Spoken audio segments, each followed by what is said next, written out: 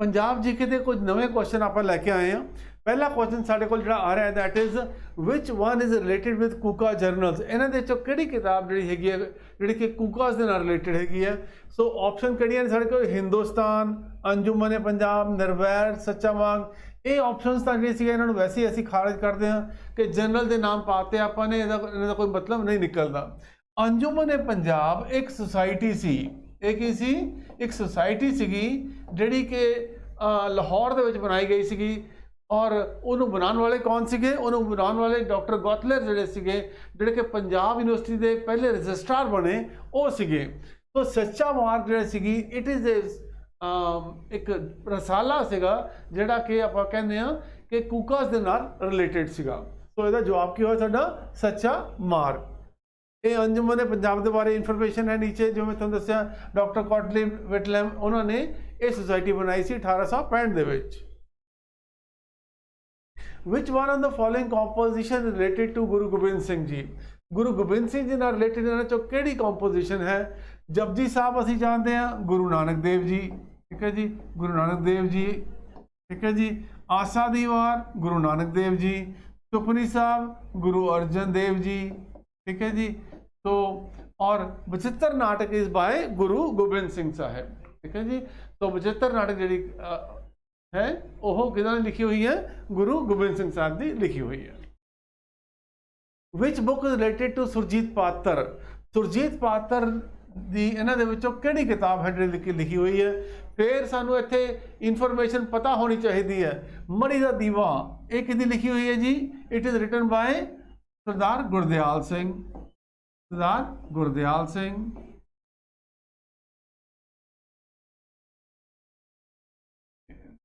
सरदार गुरदयाल सिंह, ठीक है जी।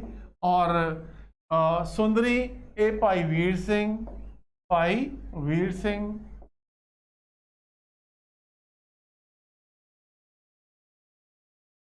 कागज से कैनवस ए अमृता प्रीतम, अमृता प्रीतम हो गए, ठीक है जी। तुम जानते ही हो इन्होंने। तो बिरख अर्ज करे ये किहदी है, ये है श्री सुरजीत पात्र जोड़े पंजाब साहित्य अकैडमी के इस वेले प्रधान भी ने। और ये नाल नाल इन्हों सरस्वती सम्मान जो 2009 के मिला सीगा वो भी थोड़ा पता होना चाहिए। इन्हों पद्म श्री भी मिले हुआ अवार्ड, पद्म श्री अवार्ड भी मिले हुआ है और साहित्य अकैडमी अवार्ड वो भी मिले हुआ है। होर कड़ी कड़ियाँ इन्हों दी है ने। हवा में लिखे हरफ, बिरख अर्ज करे, हनेरे में सुलग दे वर्तमाला, लफ्ज़ां की दरगाह, लफ्ज़ां की दरगाह वास्ते सरस्वती सम्मान 2009 मिला सी इन्हों। पत्थर ते पतझड़ ते दी पजेब, सुर जमीन ते चन्न, सूरज दी वहंगी।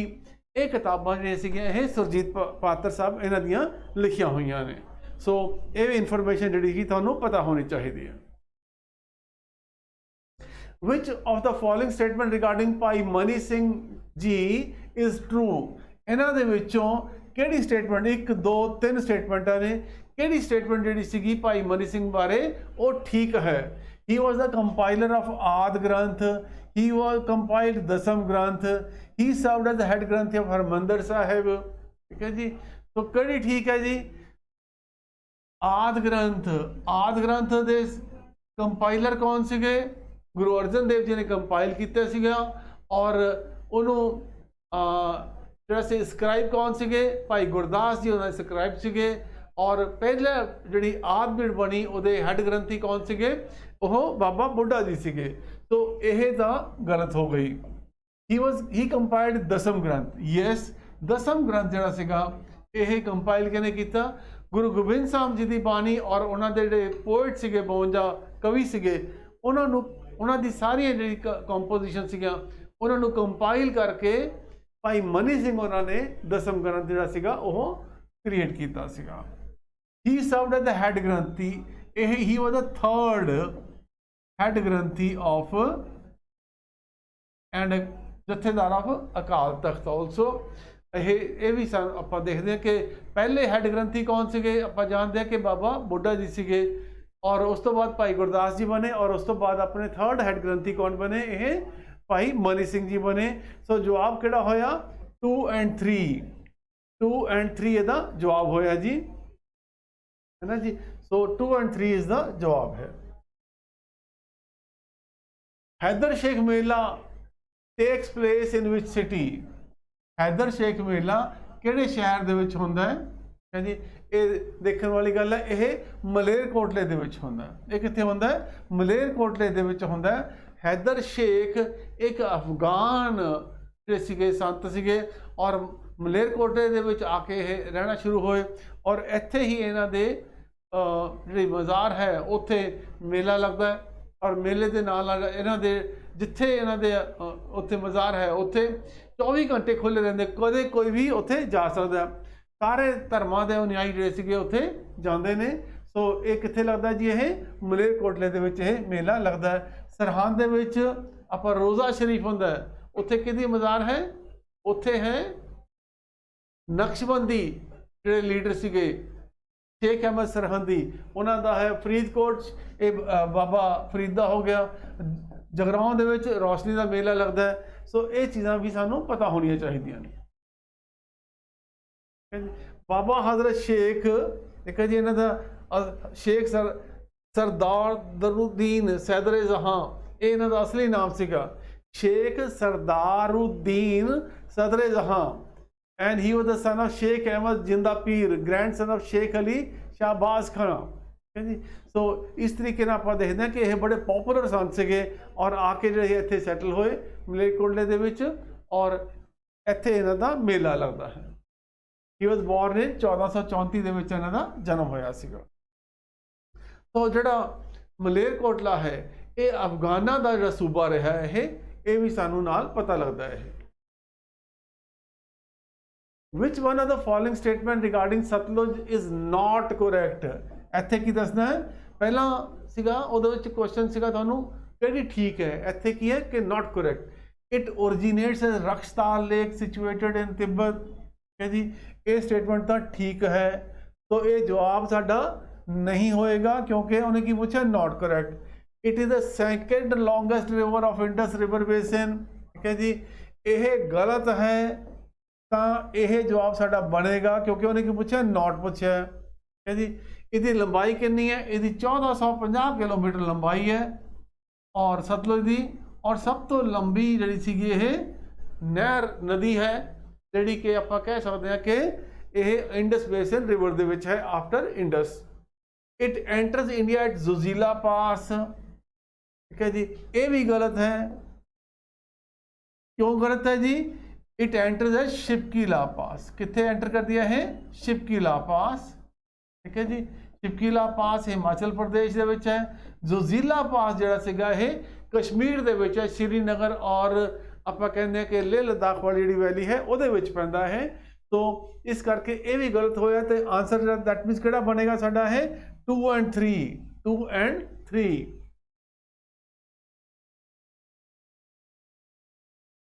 Next question when was the foundation stone of Chandigarh laid and by whom? Chandigarh का ओहो कि तो साढ़े सामने जवाब ही आ गया जी ये। तो 2 अप्रैल 1952 ਨੂੰ चंडीगढ़ का नींह पत्थर रखा गया सीगा। किने रखा सीगा? श्री जवाहर लाल नेहरू जिहड़े कि उस वेले देश के की सीगे प्रधानमंत्री सीगे। कित्थे रखा सीगा जी ये? सैक्टर 9 च रखा सीगा। सैक्टर 9 दे विच जिहड़ा अज सैक्टर 9 है चंडीगढ़ का उत्थे यह नींह पत्थर रखा गया सीगा। और तुसीं जानते हो कि चंडीगढ़ के मेन आर्कीटैक्ट कौन सीगे? ये सीगे ली कॉर्ब्यूजियर। कौन सीगे जी ये? ली कॉर्ब्यूजियर। और इन्होंने अपना दफ्तर कित्थे बनाया सीगा? सैक्टर 19 दे विच बनाया सीगा। सैक्टर 19 दे विच बनाया सीगा। उन्होंने ओल्ड आर्कीटैक्ट बिल्डिंग भी कहा जाता है। अजकल इसका नाम ली कॉर्ब्यूजियर म्यूजियम है पर वैसे इन्हों पुराने टाइम से ओल्ड आर्कीटैक्ट बिल्डिंग भी कहा जाता सीगा। बहुत सोहनी उत्थे जिहड़ी सी इनफॉर्मेशन तुहानूं मिलती है चंडीगढ़ बारे, उत्थे विजिट करना चाहिए। So this is the information about Chandigarh also. ये फाउंडेशन स्टोन ले किया गया सीगा। तां इहदी ओपनिंग कदों हुई सीगी? इहदी ओपनिंग हुई सी 7 अक्तूबर 1953 नूं। 1953 नूं किने कीती सीगी? उस वेले देश के प्रेजिडेंट डॉक्टर राजेंद्र प्रसाद ने की सीगी। डॉक्टर राजेंद्र प्रसाद उन्होंने की सीगी। तो चंडीगढ़ बारे भी डिटेल्ड इन्फॉर्मेशन जी तुहानू पता होनी चाहिए है। ये बारे भी असी एक वीडियो और इन्फॉर्मेशन MCQs चंडीगढ़ बारे बहुत डिटेल दे विच एक वीडियो च पाए ने, तुसीं उत्थे इहनूं चैक कर सकते हो। Next question, which river separates Malwa and Doaba region. सौखा जिहा क्वेश्चन है, बहुत सौखा जिहा। ये तो सब नूं पता ही होएगा कि मालवा ते दोआबा इन्हां दे विचाले जिहड़ी सीगी नदी पैंदी है, वो किहड़ी पैंदी है, दरिया पैंदा, किहड़ा पैंदा वो किहड़ा जी दरिया, सतलुज दरिया पैंदा है। ये तुसीं पंजाब का नक्शा देखते हो, ये हो गया जी मालवा इलाका, जिहदे विच यह अपना सारा मोहाली तो लैके तुहाडा बठिंडा और ये सारे इलाके मुक्तसर वाले इलाके आ जाते हैं। और ये तुहाडा दुआबे वाला रीजन हो गया, ठीक है जी। जलंधर कपूरथला सारे इस इलाके दे विच आ गए, तुहाडे हुशियारपुर ये दुआबे च आ गए। और ये वाला इलाका माझे वाला इलाका, ये किहड़ा जी, ये माझा हो गया।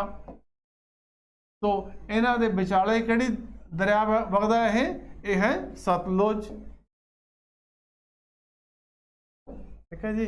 और इस जगह के उत्ते ये ब्यास दरिया आ रहा जिहड़ा, ये आके सतलुज विच मर्ज कर जाता है। किहड़ी जगह के उत्ते, हरीके, जिन्हों कि हरीके पत्तन के नाम नाल भी असीं जानते हैं। तो ये सारी इन्फॉर्मेशन जिहड़ी सी तुहानूं ये पता होनी चाहिए है। और ये तो तुसीं पहले क्वेश्चन देखिया ही है कि सतलुज कित्थों शुरू होंदा है, ये रक्षताल लेक जिहड़ी सी तिब्बत दे विच उत्थों ये शुरू होंदा है, सब तो लंबा दरिया है। और अखीर विच उच्च दे कोल जाके जिहड़ा सीगा ये फिर सारे दरिया इकट्ठे हो जाते हैं। और अल्टीमेटली आपां देखते हैं कि ये फिर पंजनाद बनता और जाके फिर इंडस सिंध दरिया दे विच जाके ये उत्थे मिल जाते हैं। मेरा रूसी सफ़रनामा रिटन बाय, ये किताब किहदी लिखी हुई है, मेरा रूसी सफ़रनामा, ठीक है जी। तो it is written by Balraj Sahni ने यह किताब लिखी हुई है, मेरा रूसी सफ़रनामा। जानते हैं असी बलराज साहनी पिक्चरां दे एक्टर होंदे सीगे, बड़े मशहूर एक्टर बलराज साहनी, ठीक है जी। तो उन्हों की यह किताब लिखी हुई है, मेरा रूसी सफ़रनामा। भाई राम सिंह, ये आप पंजाब की हिस्टरी दे पढ़ते हैं, जो सैकेंड एंग्लो सिख वार हुई सी उस तो बाद बहुत एक्टिव सीगे ये। पृथ्वीराज कपूर ये भी एक्टर होए ने। गुरबख्श सिंह प्रीतलड़ी ये भी बहुत मशहूर राइटर सीगे। प्रीतलड़ी मैगजीन जो इन्होंने शुरू किया सीगा, और इन्हों का भी रूसी सफ़रनामे उन्होंने उत्ते बहुत किताबां ने। Who was the editor of the newspaper Punjab Kesari. हल्का क्वेश्चन है क्योंकि यह हिस्ट्री बारे क्वेश्चन नहीं है, पर पंजाब केसरी न्यूज़पेपर जो सीगा ये एडिटर कौन सीगे, श्री जगत नारायण, लाला जगत नारायण उन्होंने कहते होंदे सीगे, और वो ये एडिटर सीगे। और it was the recent information जी सी, क्योंकि ये बड़ी रीसेंट जी इन्फॉर्मेशन है, पोस्ट इंडिपेंडेंट इन्फॉर्मेशन है। तो इस करके जिहड़ा सीगा, इस करके मैं कह रहा कि बहुत इंपॉर्टेंट क्वेश्चन नहीं है। बाकियां बारे तुसीं जानते ही हो, पंडित जवाहरलाल नेहरू के फादर मोतीलाल नेहरू, अजीत सिंह, भगत सिंह के चाचा जी लाला लाजपत राय, ये भी तुसीं जानते हो कि 1928 ਦੇ ਵਿੱਚ ਇਹਨਾਂ ਦੀ मौत हो गई सी साइमन कमीशन ਦੇ ਵਿੱਚ अटैक तो बाद। तो इन्हां ਨੂੰ तुसीं जानते ही हो, इन्हां बारे तुहानूं पहलां घੱਟ पता सीगा लाला जगत नारायण बारे। Which of the following is not a part of attack mounted by Sikh missile on Delhi in 1783? तारा मिसलों के टाइम के उत्ते मिसलां कदे इकट्ठियां हो जांदियां सी, आपस भी लड़ते रहंदे सीगे, पर इकट्ठे भी हो जाते सीगे। और दिल्ली के उत्ते भी तकरीबन 11 के 12 हमले दिल्ली के उत्ते कीते ने। फिर 1783 ਦੇ ਇੱਕ ਵੱਡਾ हमला किया, और उस हमले ਦੇ ਵਿੱਚ ਆਪਾਂ देखते हैं कि इन्होंने ਵੱਡੀ फौज लैके उत्थे दिल्ली ते हमला किया सीगा। पहला तो वैसे ही उत्थों पैसे पूसे लैके आ जाते सीगे, अपना खर्चा पानी लैके आ जाते सीगे, या उन्होंने तो जिहड़ा सीगा हरजाना लैके आ जाते सीगे। पर 1783 ਦੇ ਵਿੱਚ ਜਿਹੜਾ इन्होंने मिशन किया सीगा, उत्थे कि गुरुद्वारे बना के आने ने, गुरुद्वारे बना के आने ने किस वास्ते, क्योंकि जिहड़ी जगह के उत्ते हिस्टोरिक प्लेसिस ने, जिथे कि गुरु तेग बहादुर साहब की शहीदी हुई, जिथे कि बंदा बहादुर की शहीदी हुई, जिथे गुरु हरकृष्ण साहब जो वो आके रुके सीगे, जिथे माता सुंदरी रुके सीगे। तो ऐसे 7-8 जिथे कि गुरु तेग बहादुर साहब जी का फिर उत्थे संस्कार किया गया। तो ऐसी जगह सारियां ते उत्थे गुरुद्वारे बना के आए सीगे। सो 1783 ਦੇ ਵਿੱਚ ਇਹ ਅਟੈਕ ਹੋਇਆ ਸੀਗਾ, which was led by basically Baghel Singh ਦਾ ਨਾਮ ਉਹਦੇ ਚ ਆਉਂਦਾ ਹੈ, ਪਰ ਉਹਦੇ ਵਿੱਚ ਜੱਸਾ ਸਿੰਘ ਰਾਮਗੜੀਆ ਉਹ ਵੀ ਸ਼ਾਮਲ ਸੀਗੇ, ਜੱਸਾ ਸਿੰਘ ਆਲੂਵਾਲੀਆ ਉਹ ਵੀ ਸ਼ਾਮਲ ਸੀਗੇ, ਔਰ ਰਾਏ ਸਿੰਘ ਭੰਗੀ ਇਹ ਵੀ ਸ਼ਾਮਲ ਸੀਗੇ, ਕਪੂਰ ਸਿੰਘ, ਠੀਕ ਹੈ ਜੀ। ਕਪੂਰ ਸਿੰਘ ਤੁਸੀਂ ਜਾਣਦੇ ਹੋ ਕਿ ਇਹਨਾਂ ਨੂੰ ਨਵਾਬ ਕਪੂਰ ਸਿੰਘ ਦਾ ਟਾਈਟਲ ਮਿਲਿਆ ਸੀਗਾ ਫੈਜ਼ਲਪੁਰੀਆ। ਸੋ ਇਸ ਵੇਲੇ ਤੱਕ ਇਹ ਨਹੀਂ ਸੀਗੇ, ਔਰ ਇਹ ਇਨਫੋਰਮੇਸ਼ਨ ਤੁਹਾਨੂੰ ਪਤਾ ਹੋਣੀ ਚਾਹੀਦੀ ਹੈ ਕਿ 1783 ਦੇ ਵਿੱਚ ਇਹਨਾਂ ਨੇ ਲਾਲ ਕਿਲੇ ਤੇ ਜਾ ਕੇ ਕਬਜ਼ਾ ਕਰ ਲਿਆ ਸੀਗਾ, ਔਰ ਉਸ ਵੇਲੇ ਫਿਰ ਮੁਗਲਾਂ ਨੇ ਸਮਝੌਤਾ ਕੀਤਾ ਸੀਗਾ ਔਰ ਪਰਮਿਸ਼ਨ ਦਿੱਤੀ ਸੀ ਇਹਨਾਂ ਨੂੰ ਕਿ ਤੁਸੀਂ ਆਪਣੇ ਗੁਰਦੁਆਰੇ ਇੱਥੇ ਬਣਾ ਸਕਦੇ ਹੋ, ਔਰ 8 ਮਹੀਨੇ ਉੱਥੇ ਰਹਿ ਕੇ ਗੁਰਦੁਆਰੇ ਬਣਾਏ, ਔਰ ਉਸ ਤੋਂ ਬਾਅਦ ਉੱਥੋਂ ਵਾਪਸ ਆਏ ਸੀਗੇ। ਇਹ ਵੀ ਕਿਹਾ ਜਾਂਦਾ ਹੈ ਇੱਥੇ ਕਿ ਉੱਥੇ ਲਾਲ ਕਿਲੇ ਦੇ ਵਿੱਚ ਜੱਸਾ ਸਿੰਘ ਆਲੂਵਾਲੀਆ ਉਹਨਾਂ ਦੀ ਤਾਜਪੋਸ਼ੀ ਕਰਤੀ ਗਈ ਸੀਗੀ ਕਿ ਤੁਸੀਂ ਜਿਹੜੇ ਸੀਗੇ ਹੁਣ ਇੱਥੇ ਦੇ ਬਾਦਸ਼ਾਹ ਹੋ ਗਏ ਹੋ, ਪਰ ਆਪਸ ਦੇ ਝਗੜਾ ਹੋਣ ਕਰਕੇ ਜੱਸਾ ਸਿੰਘ ਰਾਮਗੜੀਆ ਕਹਿੰਦੇ ਸੀਗੇ ਉਹਨਾਂ ਨੂੰ ਕਿਵੇਂ ਬਣਾਤਾ ਤੁਸੀਂ, ਇਸ ਕਰਕੇ ਨਾ ਇਹ ਬਣੇ ਤੇ ਨਾ ਬਣੇ ਜੱਸਾ ਸਿੰਘ ਆਲੂਵਾਲੀਆ ਵਿੱਚ ਵਿਚਾਲੇ ਛੱਡ ਕੇ ਆ ਗਏ, ਔਰ ਉਸ ਤਰੀਕੇ ਨਾਲ ਜਿਹੜਾ ਸੀਗਾ ਦਿੱਲੀ ਦੇ ਵਿੱਚ ਕਬਜ਼ਾ ਨਹੀਂ ਕੀਤਾ ਪਰ ਆਪਣਾ ਕੰਮ ਪੂਰਾ ਕਰਕੇ ਆ ਗਏ। ਸੋ ਦੈਟ ਇਜ਼ ਕਿ ਇਹਦਾ ਜਵਾਬ ਕਿਹੜਾ ਹੋਇਆ ਜੀ, ਕਪੂਰ ਸਿੰਘ ਵਾਜ਼ ਨਵਾਬ ਕਪੂਰ ਸਿੰਘ ਜਿਹਨਾਂ ਨੂੰ ਕਿ ਟਾਈਟਲ ਦਿੱਤਾ ਗਿਆ ਸੀਗਾ, ਹੀ ਵਾਜ਼ not part of the attack, ਪਰ ਬਾਕੀ ਇਹ ਤਿੰਨੋਂ ਜਿਹੜੇ ਸੀਗੇ ਦੇ ਵਰ ਪਾਰਟ ਆਫ ਦਾ ਅਟੈਕ। ਇਹਨਾਂ ਦੇ ਨਾਲ ਨਾਲ ਆਪਾਂ ਮੈਂ ਤੁਹਾਨੂੰ ਦੱਸਿਆ ਕਿ ਜੱਸਾ ਸਿੰਘ ਆਲੂਵਾਲੀਆ ਵੀ ਜਿਹੜੇ ਕਿ ਆਲੂਵਾਲੀਆ ਮਿਸਲ ਦੇ ਫਾਊਂਡਰ ਸੀਗੇ, ਉਹ ਵੀ ਇਸ ਮਿਸ਼ਨ ਦਾ ਪਾਰਟ ਸੀ। ਢੱਡ ਇਜ਼ ए काइंड ऑफ, ਢੱਡ ਕੀ ਚੀਜ਼ ਹੈ, एक पाउन वाला कपड़ा है, वस्तु, एक इंस्ट्रूमेंट है, इट्स ए जिहड़ा कि बंदियां दे पाउन वाला एक जो आपां कहंदे कि ऑर्नामेंट है, या एक यह कोई फोक लोर है, ठीक है जी। सो ढड्ड की है जी, एक इंस्ट्रूमेंट है, एक इंस्ट्रूमेंट है, परकशन इंस्ट्रूमेंट है। परकशन इंस्ट्रूमेंट किहनूं कहंदे जी आपां, परकशन इंस्ट्रूमेंट किहनूं कहंदे आ, ਜਿਹੜੇ ਚਮੜੀ ਵਾਲੇ ਜਿਹਨਾਂ ਨੂੰ ਠੋਕ ਕੇ ਵਜਾਉਂਦੇ ਆਪਾਂ, ਜਿਹਨਾਂ ਨੂੰ ਠੋਕ ਕੇ, ਢੋਲ ਹੋ ਗਿਆ, ਢੋਲਕੀ ਹੋ ਗਿਆ, ਠੀਕ ਹੈ, ਥੀਸ ਆਰ परकशन इंस्ट्रूमेंट्स, ਉਹਨਾਂ ਨੂੰ ਠੋਕ ਕੇ ਵਜਾਉਂਦੇ ਆ, ਉਹਨਾਂ ਨੂੰ परकशन इंस्ट्रूमेंट ਕਿਹਾ ਜਾਂਦਾ ਹੈ। Which committee was formed in 1919 to look into events that occurred in Punjab? Basically 1919 ਚ ਕੀ ਹੋਇਆ ਸੀਗਾ ਜੀ, ਉਹਦੇ ਚ ਹੋਇਆ ਸੀਗਾ ਜਲਿਆਂਵਾਲਾ ਬਾਗ। ਕੀ ਹੋਇਆ ਜੀ ਉਦੋਂ, ਜਲਿਆਂਵਾਲਾ ਬਾਗ ਹੋਇਆ, ਔਰ ਜਲਿਆਂਵਾਲੇ ਬਾਗ ਦੇ ਵਿੱਚ ਤੁਹਾਨੂੰ ਪਤਾ ਹੀ ਹੈ ਕੀ ਹੋਇਆ, ਉੱਥੇ ਰੈਗੀਨਲ ਡਾਇਰ ਨੇ ਗੋਲੀ ਚਲਾਈ ਸੀਗੀ ਜਿਹਦੇ ਚ ਹਜ਼ਾਰਾਂ ਬੰਦੇ ਮਾਰੇ ਗਏ ਸੀਗੇ, ਔਰ ਉਹਨਾਂ ਇਵੈਂਟਸ ਵਾਸਤੇ ਕੀ ਬਣਾਇਆ ਗਿਆ ਸੀ, ਉਹਨੂੰ ਹੰਟਰ ਕਮਿਸ਼ਨ, ਕਿਉਂਕਿ ਰੌਲਾ ਬਹੁਤਾ ਪੈ ਗਿਆ, ਫਿਰ ਹੰਟਰ ਕਮਿਸ਼ਨ ਅਪਾਇੰਟ ਕੀਤਾ ਗਿਆ ਟੂ ਮੇਕ ਆਊਟ ਕਿ ਕੀ ਇਹ ਗੋਲੀਬਾਜ਼ੀ ਜਿਹੜੀ ਚਲਾਈਆਂ ਗਈਆਂ ਸੀਗੀਆਂ ਇਹ ਠੀਕ ਸੀ ਕਿ ਗਲਤ ਸੀਗੇ, ਪਰ ਕਿਉਂਕਿ ਉਹਦੇ ਸਾਰੇ ਅੰਗਰੇਜ਼ ਜਿਹੜੇ ਸੀਗੇ ਉਹਨਾਂ ਦੀ मेजोरिटी सीगी, उन्होंने किसी को दोषी नहीं ठहराया, रेगिनल डायर को दोषी नहीं ठहराया। In which city of Punjab is Maharaja Ranjit Singh technical university situated? ये है जी बठिंडे। ये कितने है जी, ये यूनिवर्सिटी बठिंडे सिचुएटेड है। हाँ जी। Which of the following dynasty never ruled Punjab? Punjab दे विच इन्हां चों किहड़ी डायनेस्टी रूल नहीं कीता? हुण ਜਦੋਂ ਕਿ ਮੌਰਿਆ ਸੀਗੇ, ਠੀਕ ਹੈ ਜੀ, ਮੌਰਿਆ ਤੋਂ ਬਾਅਦ ਜਿਹੜੇ ਸੀਗੇ ਕੌਣ ਆਏ ਸੀਗੇ, ਇਹਨਾਂ ਦੇ ਹੂਨਸ ਦੇ ਨਾਲ ਬਥੇਰੀਆਂ ਲੜਾਈਆਂ ਰਹੀਆਂ, ਠੀਕ ਹੈ ਜੀ। ਕਨਿਸ਼ਕ ਇਹ ਵੀ ਤਕਰੀਬਨ ਆਪਾਂ ਦੇਖਦੇ ਹਾਂ ਕਿ ਫਸਟ ਸੈਂਚਰੀ 'ਚ ਆਏ ਸੀਗੇ, ਫਸਟ ਸੈਂਚਰੀ 'ਚ ਆਏ ਸੀਗੇ, ਜਿਹਦੇ ਬੇਸਿਸ ਦੇ ਉੱਤੇ ਆਪਾਂ ਕਹਿੰਦੇ ਹਾਂ ਕਿ ਈਰਾ ਚੱਲਦਾ 78 AD ਵਾਲਾ ਈਰਾ ਚੱਲਦਾ ਆਪਣਾ। ਇਹ ਚੁੰਗਾਜ਼ ਜਿਹੜੇ ਸੀਗੇ ਉਹ ਵੀ ਉਹਨਾਂ ਨੇ ਵੀ ਆ ਕੇ ਇੱਥੇ ਰਾਜ ਕੀਤਾ। ਉਹੋਮ ਜਿਹੜੇ ਸੀਗੇ ਇਹ ਅਸਮ ਵਾਲੇ ਸਾਈਡ ਦੇ ਉੱਤੇ ਜਿਹੜੀ ਜਾਤੀਆਂ ਨੇ ਉਹਨਾਂ ਨੂੰ ਉਹੋਮ ਕਿਹਾ ਜਾਂਦਾ ਹੈ, ਉਹ ਉਸ ਪਾਸੇ ਰਾਜ ਕੀਤਾ। ਤਾਂ ਹੁਣ ਕਨਿਸ਼ਕ ਤੇ ਸ਼ੁੰਗਾਜ਼ ਇਹਨਾਂ ਨੇ ਪੰਜਾਬ ਦੇ ਉੱਤੇ ਰਾਜ ਕੀਤਾ ਹੋਇਆ। When Max Arthur Macaulay was researching his 6-volume work entitled The Sikh Religion, Macaulay ने एक 6 वॉल्यूम की किताब लिखी, ਔਰ ਉਹਦਾ ਨਾਮ ਸੀ ਕੀ ਸੀਗਾ, ਦ ਸਿੱਖ ਰਿਲੀਜਨ। ਉਹਨੇ ਕਿਹਦੀ ਐਡਵਾਈਸ ਦੇ ਉੱਤੇ ਬੈਠ ਕੇ ਜਿਹੜਾ ਸੀਗਾ ਇਹ ਸਾਰਾ ਕੰਮ ਕੀਤਾ ਸੀਗਾ। तो जवाब भी थोड़े सामने आ गया, पहले ही आ गया जी, चलो कोई गल नहीं, हुण पीपीटी दे विच इस तरह की गलती हो गई है। तो भाई गुरदित सिंह आप जानते हैं कि ये जो स्वामी दयानंद सीगे उन्हां दे नाल इन्हां ने एक किताब लिखी सी, उन्हां नूं चैलेंज कीता सीगा, मेरा दयानंद नाल संवाद, ठीक है जी। भाई वीर सिंह तुसीं जानदे हो कि फादर ऑफ पंजाबी लिटरेचर, भाई कान सिंह नाभा, यह महान कोश जिहड़ा सीगा इन्हां दा लिखिया होया है। तो इस तरीके नाल जिहड़ा जवाब है इहदा, यह भाई कान सिंह नाभा नाभे दे रहन वाले सीगे। एक किताब जिहड़ी सीगी महान कोश, वो भी इन्हां दी लिखी हुई है।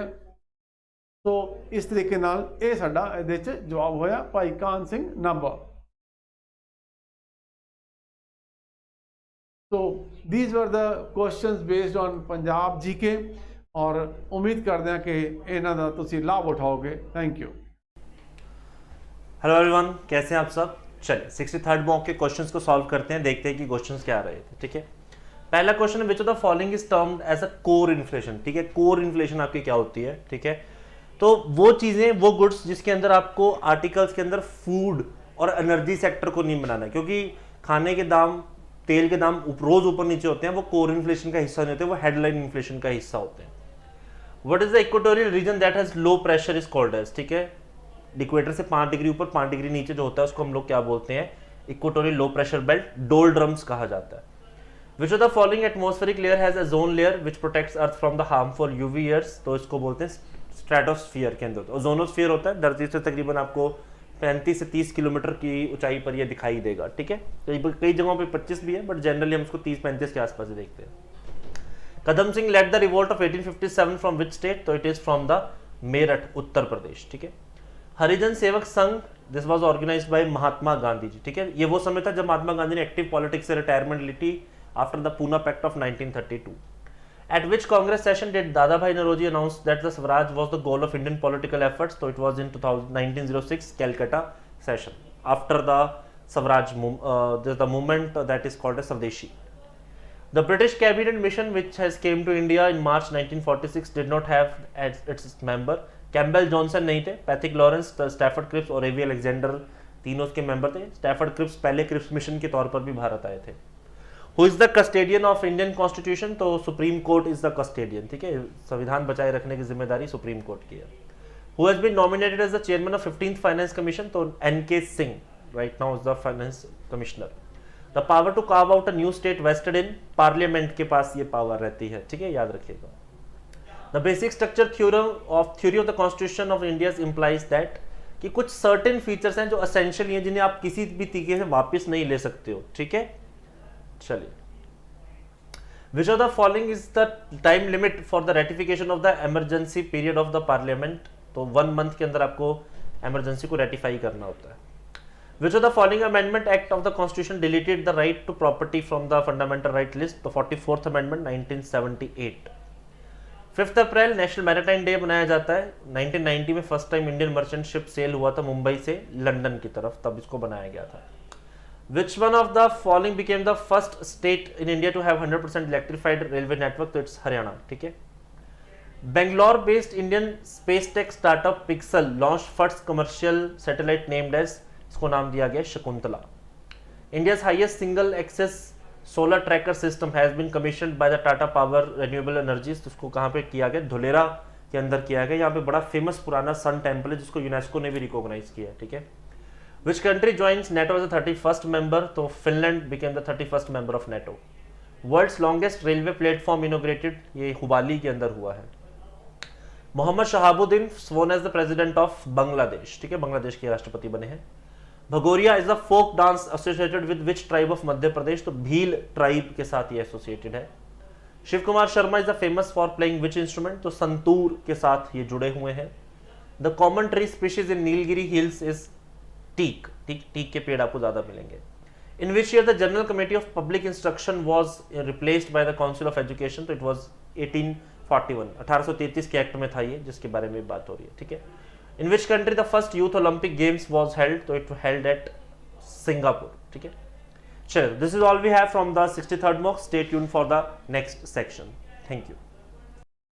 हेलो स्टूडेंट, कैसे हैं आप लोग? उम्मीद करते हैं बहुत अच्छे होंगे। तो जैसे कि आपको मालूम है कि हर हफ्ते हम आपके लिए नए मॉक टेस्ट लेके हाजिर होते हैं, तो आज फिर से मैं आशीष आपके सामने हाजिर हुआ हूं और इस मॉक टेस्ट के ऊपर हम लोग यहां पे काम करेंगे। तो सबसे पहले अगर मैं यहां पे बात करता हूं, पहले क्वेश्चन के बारे में हम लोग चेक करेंगे कि क्या क्या यहाँ पे गिवन है, उसके अकॉर्डिंगली आप लोगों को यहाँ पे क्या करना है, फैसला करना है। पहले क्वेश्चन में बात करते हैं, विच of the following device is use for video gaming, flight simulator, training simulator and controlling the instruction robot. तो क्या किससे आप लोग करते हैं? माउस से करते हैं, लाइट पेन से करते हैं, जॉयस्टिक से करते हैं या कीबोर्ड से करते हैं? देखो, गेम के लिए तो आपको मालूम है कि जॉयस्टिक ही यूज की जाती है, तो सारा का सारा काम जॉयस्टिक पे ही आएगा। तो आंसर क्या आएगा आपके पास? जॉयस्टिक इसका परफेक्ट आंसर जो है बन जाएगा। ठीक है, चलो नेक्स्ट क्वेश्चन की अगर बात करता हूं, अगला क्या है, which country funded the ARPANET project. अब सबसे पहले आपको ये पता होना चाहिए कि ARPANET क्या है। ARPANET एक ऐसी एजेंसी जिसने इंटरनेट बनाया, इसका फुल फॉर्म होता है advance research project agency network. तो ये किसके थ्रू बनाया गया था? यूनाइटेड किंगडम के थ्रू या United State of America, France या फिर रशिया? तो अगर मैं बात करता हूँ, इसका आंसर बनेगा B option, United State of America. इसका आंसर क्या बनेगा? United State of America. तो आप लोग यहाँ से आंसर कर सकते हैं। नेक्स्ट क्वेश्चन की अगर मैं बात करता हूँ, तो ये रहा नेक्स्ट क्वेश्चन। अगले क्वेश्चन में क्या है, what is the email attachment size limit to Gmail. अब देखो, ईमेल अटैचमेंट साइज का पूछा गया है कि जीमेल में ईमेल की अटैचमेंट जो है वो कितनी हो सकती है।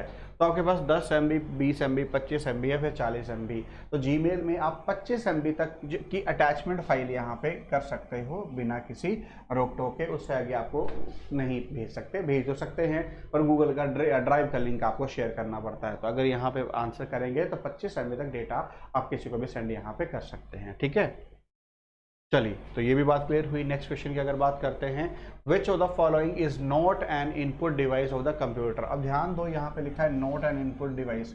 जो इनमें से आंसर नहीं होगा वो आपका आंसर बनेगा। ट्रैक बॉल इनपुट डिवाइस है, इमेज स्कैनर इनपुट है, जॉयस्टिक इनपुट है, but sound card is not an input device. तो आंसर क्या बनेगा? साउंड कार्ड जो है आपके पास इनपुट डिवाइस की तरह ट्रीट नहीं किया जाता, ये अदर पार्ट की तरह ट्रीट किया जाता है। ठीक है जी, तो चलिए नेक्स्ट की अगर मैं बात करता हूं, अगला क्वेश्चन क्या है, what is the maximum limit of data a compact disc. मतलब कॉम्पैक्ट डिस्क का मतलब है CD can store up to. CD जो है कितने तक आपके डेटा को स्टोर कर सकती है? डेटा 550 MB, 1000 MB, 750 MB या फिर 1500 MB, मतलब 1500 MB। अगर मैं बात करता हूँ तो अप्रोक्सीमेट हम लोग लेके चलते हैं 700 MB या 750 MB के पास हम लोग यहाँ पे लेके चलते हैं। तो आंसर क्या बनेगा? सी ऑप्शन आपके पास आंसर बनेगा। ठीक है, चलिए जी नेक्स्ट क्वेश्चन की बात करते हैं, ये रहा। तो what is the control plus Q use for in MS word की कंट्रोल प्लस क्यू जो है वो किसके लिए यूज किया जाता है? To remove the paragraph formatting, to open an existing file, या to delete the selected text, या to spell check of the document. तो ये इसका यूज किया जाता है to remove the paragraph formatting. Paragraph की जो फॉर्मेटिंग होती है वो उसे रिमूव करने के लिए हम लोग किसका यूज करते हैं? कंट्रोल प्लस क्यू का आप लोग यहाँ पे यूज करते हैं। ठीक है, चलिए ये भी हो गया। नेक्स्ट क्वेश्चन की बात करते हैं, अगला क्या है आपके पास, what do we call a miscellaneous program that appended to an application and triggered by a specific event। मतलब किसी पर्टिकुलर टाइम पे such as a logical condition or specified date or time। मतलब एक ऐसी चीज जो कि आपके पास पर्टिकुलर किसी टाइम या किसी पर्टिकुलर डेट के ऊपर क्या कर जाएगी? एग्जीक्यूट कर जाएगी। उसे क्या बोला जाता है? वॉर्म, एडवेयर, लॉजिकल वॉर्म या फिर स्टील्थ वायरस। ठीक है, तो अगर मैं यहाँ पे बात करता हूँ वॉर्म, तो आंसर बनेगा नहीं। वॉर्म क्या होता है? एक तरीके का वायरस होता है जो कि छुप छुपा के आ जाता है। एडवेयर नहीं बनेगा कि जो मेल्स में आता है। स्टील्थ वायरस भी नहीं बनेगा। इसका आंसर बनेगा लॉजिकल बॉम्ब, जो कि एक पर्टिकुलर टाइम के ऊपर आपके पास क्या करता है? वैल्यू को ट्रिगर करता है। तो पर्टिकुलर टाइम के ऊपर ट्रिगर करने के लिए आपको क्या बोला जाता है? लॉजिकल बॉम्ब इसको बोला जाएगा। तो आंसर क्या आएगा? C option. नेक्स्ट क्वेश्चन की अगर मैं बात करता हूं, अगला क्या है, dash allow user to upload file to an online site so that then they can viewed and edited from another location. मतलब आपके पास कौन सी ऐसी चीज़ है, जैसे मैं अभी यहाँ से अपलोड कर देता हूँ तो आपके पास किसी और साइट के ऊपर बैठ के उस चीज़ को एडिट करने का या देखने का जो है एक चैनल मिल जाता है, ताकि आप उसे वहाँ से एडिट भी कर पाते हैं। तो वो किसके थ्रू होता है? जनरल पर्पस एप्लीकेशन के लिए, माइक्रोसॉफ्ट आउटलुक के लिए, या वेब होस्टेड टेक्नोलॉजी के लिए, या फिर ऑफिस लाइव के थ्रू। तो ये सारा का सारा काम किसके थ्रू होता है? डी ऑप्शन, ऑफिस लाइव के थ्रू होता है। ये सारा का सारा काम किसके थ्रू होता है? डी ऑप्शन, ऑफिस लाइव के थ्रू होता है। ठीक है, चलो नेक्स्ट की अगर मैं बात करता हूँ, dash program can harmful to computer operation. तो कौन सा हार्मफुल है? सी लैंग्वेज है, फोर्ट्रन है, वायरस है, या फिर नन ऑफ दिस। अब आपको मालूम है कि कंप्यूटर के लिए जो हार्मफुल होता है वो होता है वायरस। तो वायरस जो है वो क्या होता है? एक हार्मफुल चीज़ है जो कि कंप्यूटर को क्या करती है, आपके पास ट्रिगर करती है। ठीक है, तो होपफुली बात यहाँ तक आपको अच्छे से क्लियर हुई होगी। तो यहाँ तक मैं उम्मीद करता हूँ कि सारी की सारी आपको चीज़ अच्छे से क्लियर हुई होंगी। तो जुड़ने के लिए बहुत बहुत धन्यवाद, थैंक यू। हेलो स्टूडेंट, कैसे हैं आप लोग? उम्मीद करते हैं बहुत अच्छे होंगे। तो जैसे कि आपको मालूम है कि हर हफ्ते हम आपके लिए एक नए मॉक लेके आते हैं, तो आज फिर से मैं आशीष आपके सामने हाजिर नाजिर हुआ हूं और यहाँ पे इस मॉक टेस्ट को हम लोग यहाँ पे काम करना स्टार्ट करेंगे। चलिए बेटा, सबसे पहले देखते हैं आपके पास ये जो क्वेश्चन है वो कहाँ से लिया गया है। डायरेक्शन से लिया गया है। क्या बोला गया है? किरण वॉक 20 मीटर नॉर्थ। मतलब किरण एक पर्टिकुलर पॉइंट के ऊपर खड़ी है, यहाँ से वो नॉर्थ की तरफ जाती है और कितना है? 20 मीटर। देन आगे क्या है? He turn right and walk 30 metre. यहाँ से राइट लेती है, 30 मीटर जाती है। ठीक है जी। देन आगे क्या है? Then he turn right and walk 35 metre. ठीक है जी, राइट लिया, 35 मीटर गई। Then he turn left and walk 15 metre. अब यहाँ से फिर से फर्दर लेफ्ट लिया और कितना है? 15 मीटर। ठीक है। Then he turn left and walk 15 metre. तो यहाँ से लेके यहाँ तक बेटा 15 यहाँ तक ले लो, मान लो आप लोग। He again turn left and walk 15 metre. यहाँ से फिर से वापस यहाँ पे आ चुकी है और यहाँ पे 15 मीटर आ गई है। देन आगे क्या है? How far Kiran in from his starting point. अगर स्टार्टिंग पॉइंट से मैं बात करता हूँ, यहाँ से लेकर यहाँ तक का डिस्टेंस जो था वो कितना आएगा? अब आपके पास सिंपल पूछा गया था ये, तो वो कितना आएगा? 30 मीटर। तो आंसर आ गया डी ऑप्शन। कितना आएगा? 30 मीटर। तो आंसर इज डी ऑप्शन। यहाँ पे मीटर मिसिंग है तो मीटर आप लोग लगा लीजिएगा, 30 मीटर आपके पास आंसर बन जाएगा। ठीक है, नेक्स्ट क्वेश्चन की बात करते हैं। अगले क्वेश्चन में क्या है? अच्छा, इसी के ऊपर है। विच direction is Kiran facing now. अब आपके पास जो किरण है लास्ट मोमेंट के ऊपर पहुंचने के बाद कौन सी डायरेक्शन फेस कर रही है? Western side.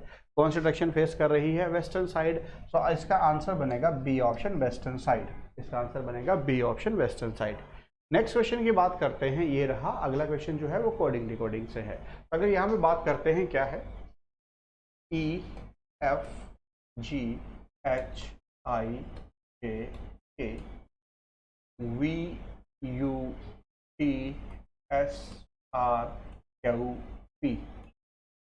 ठीक है, तो सबसे पहले तरीका होता है कि इनके ऊपर अल्फाबेट की पोजीशन डाली जाए। 5 6 7 8 9 10 11 22 21 20 19 18 17 और 16।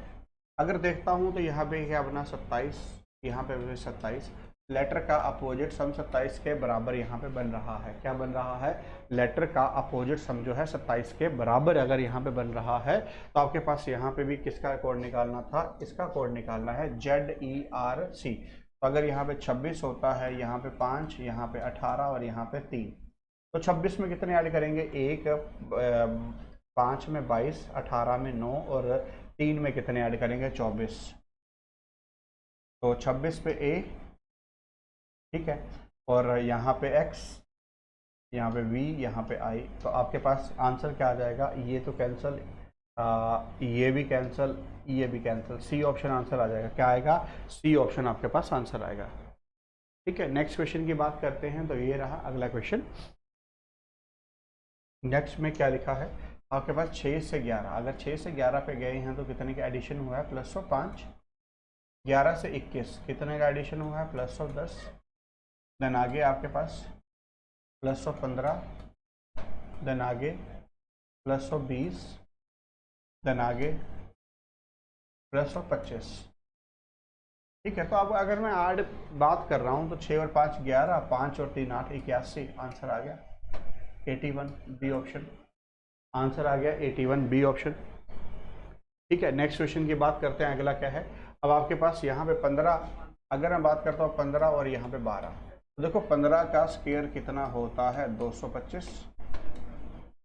और 12 का स्क्वायर कितना होता है 144, 144। अगर मैं देखता हूँ 5 में से 4 गया 1, 12 में से 8 के 12 में से 4 गए 8, तो यही लॉजिक आपके पास लग रहा है। तो यहाँ पे 14 का स्क्वायर क्या होता है 96 और 10 का स्क्वायर क्या होता है आपके पास यहाँ पे 100, तो आपके पास यहाँ पे क्या आएगा 96।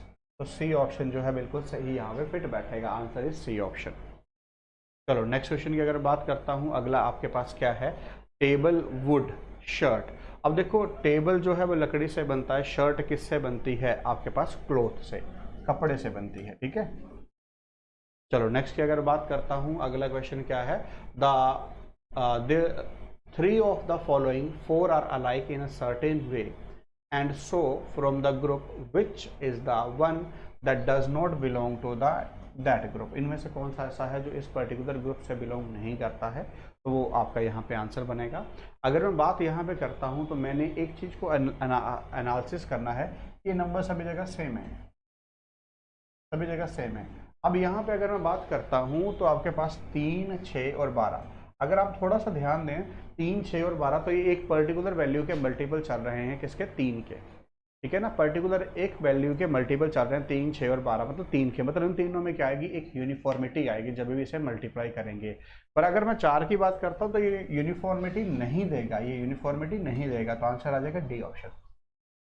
जरूरी नहीं है हर क्वेश्चन को सॉल्व करना होता है, आप थोड़ा सोच के भी कर सकते हैं, क्योंकि सभी में तो एक यूनिफॉर्मिटी आनी ही आनी है 3 की, पर 4 के केस में यूनिफॉर्मिटी नहीं आएगी, ठीक है। तो आंसर क्या आएगा, डी ऑप्शन। चलो नेक्स्ट क्वेश्चन की अगर बात करता हूँ, अगला क्वेश्चन फिर से आपके पास यहाँ पे है, a rat run 20 feet toward east.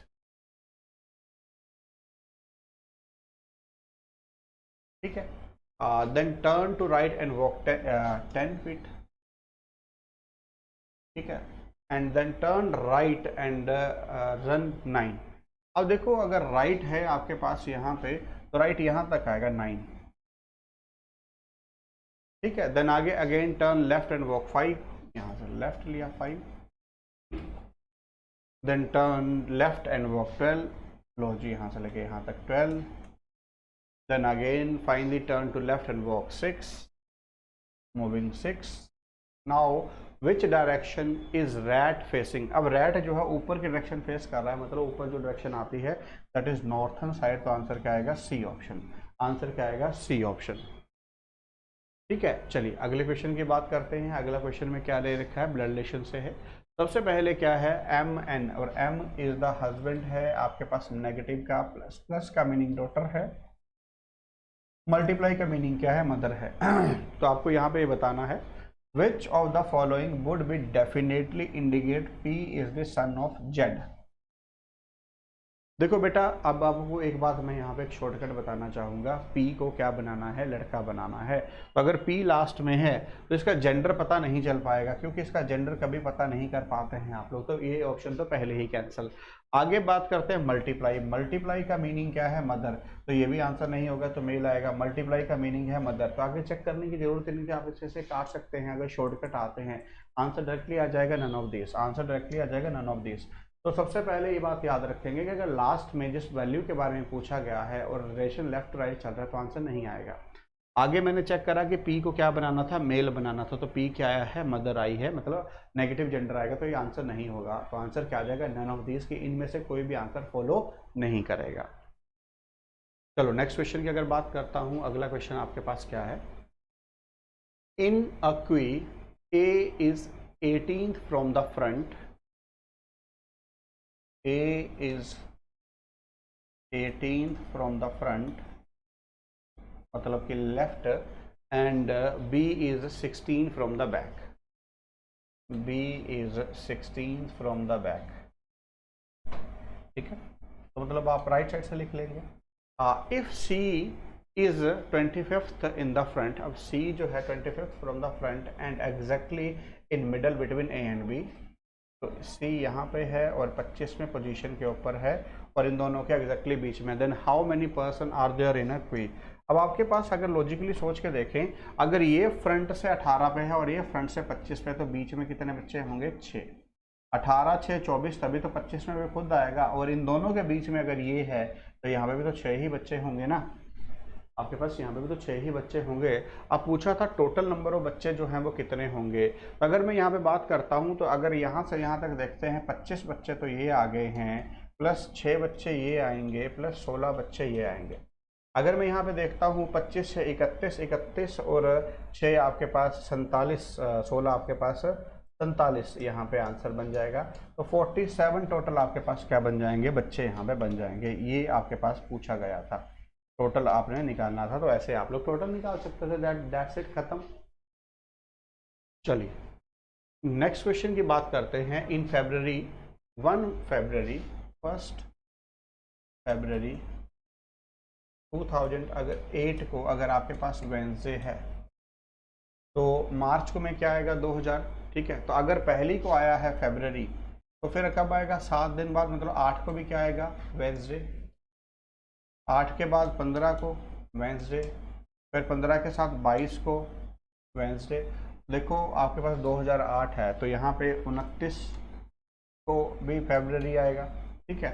और जाना कहाँ तक था आप लोगों ने, 3 तारीख तक, तो 1, 2 और 3, ठीक है। Sunday, Monday, Tuesday, Wednesday, Wednesday के बाद यहाँ आएगा थर्सडे, फ्राइडे, सैटरडे। तो Saturday is your final answer. 3 March को क्या आएगा, Saturday. So B is your final answer, ठीक है। सिंपल आप लोग ऐसे कर सकते थे तो डायरेक्ट आपके पास आंसर आ जाता। चलिए नेक्स्ट क्वेश्चन की अगर बात करता हूँ, study the figure given carefully and answer the question. अब सबसे पहले लिखा है which number belong to all the geometrical figure. ऐसा कौन सा नंबर है जो कि सारे जियोमेट्रिकल फिगर में है। तो सबसे पहले मैं देखता हूँ कि ये 3 तो जुड़े हैं पर ये जुड़ा ही नहीं है, तो कोई भी जियोमेट्रिकल फिगर आना ही नहीं है। आंसर क्या आएगा, D option, none of this, क्योंकि सारे के सारे कनेक्टेड नहीं है, तो आंसर आएगा नन ऑफ दिस, ठीक है।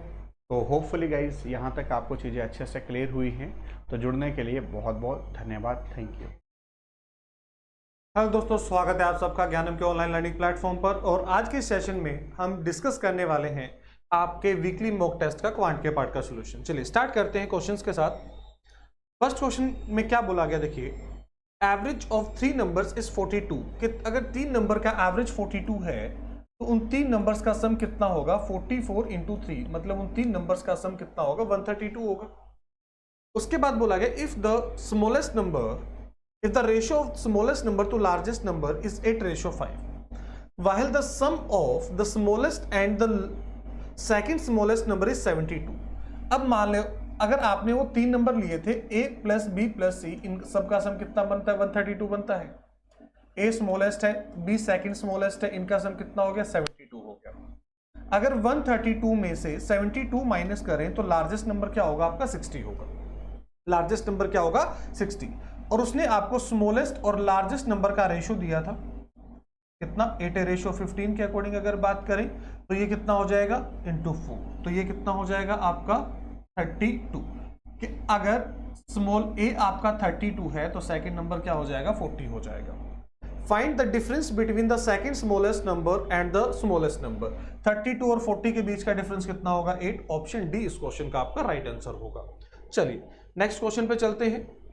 नेक्स्ट क्वेश्चन में क्या बोला गया है, the sum of present age of A and B is 41 years. A plus B की एज का जो टोटल सम है, वो प्रेजेंट का जो सम है वो कितना दे रखा है, 41 दे रखा है। The age of A 2 year hence is equal to age of C 1 years एगो।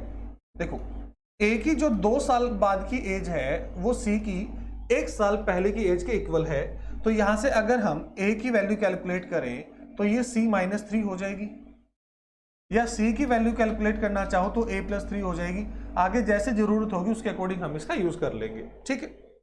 उसके बाद and the age of a 4 year hence, मतलब a की एज है जो 4 साल बाद है, is equal to the age of b 1 year ago. b की 1 साल पहले की एज, देखो अगर यहां से a की बात करें तो वो b -5 होगा, या मैं b की बात करूं तो वो a + 5 होगा। देखो अब अगर मैं यहां पे b की वैल्यू a + 5 पुट कर दूं तो a + 5 इज इक्वल टू 41। तो 2a इज इक्वल टू 41 - 5 36, तो a की वैल्यू क्या आ गई, 18 आ गई, ठीक है। तो a की एज क्या आ गई आपकी, 18 आ गई।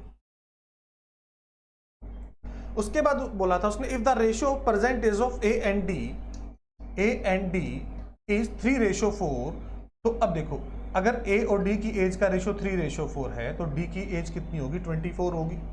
Find the difference between age of C and A. अब देखो अगर ए की एज 18 है तो सी की एज कितनी है, 21, और डी की एज कितनी है, 24। इन दोनों के बीच का डिफरेंस पूछा गया था, तो मतलब ऑप्शन ए इस क्वेश्चन का राइट आंसर होगा।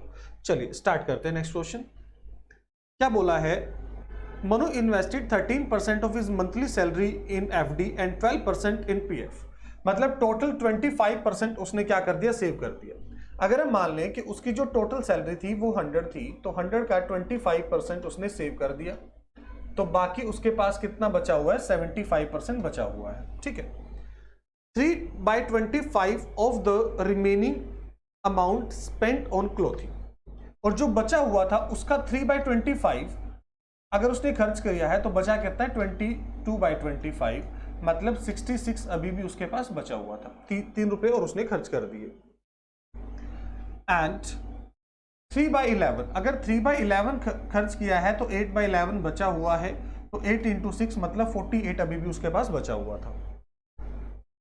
And 5/12 remaining spent on education, और जो 48 है इसका 5/12 बचा कितना, 7/12, तो कितना हो गया, ये 28 हो गया।